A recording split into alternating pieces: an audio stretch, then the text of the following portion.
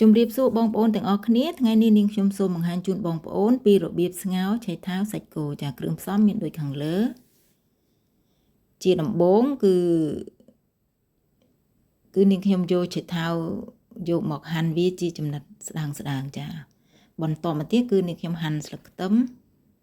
ជាងហាន់វាបែបល្អិតមកចាគឺហាន់វាបែបហ្នឹងចារួចនាងខ្ញុំដាំទឹកចំណុះ1លីត្របងអំបិលម៉ត់កន្លះស្លាបព្រាបាយម្សៅស៊ុបបន្តិចរួចបង់សាច់គោយើងចូលចា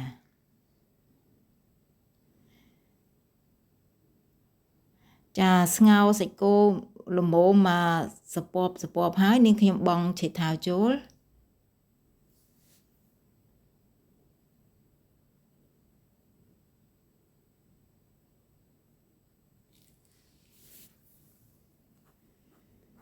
អញ្ចឹងពេលដែលឡើងពពុះបែបនេះបងប្អូនត្រូវតែដួស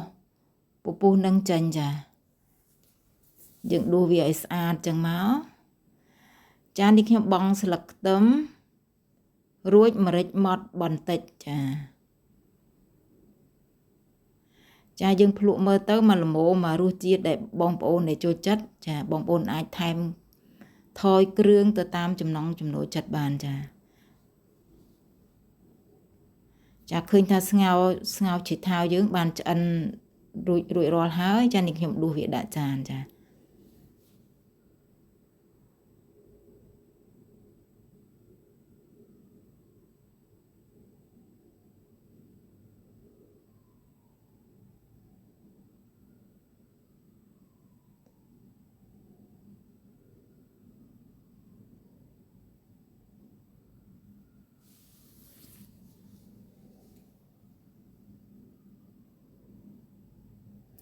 ាសូមអរគុណចំពោះការតាមដានវីដេអូរបស់នាងខ្ញុំសូមអរគុណ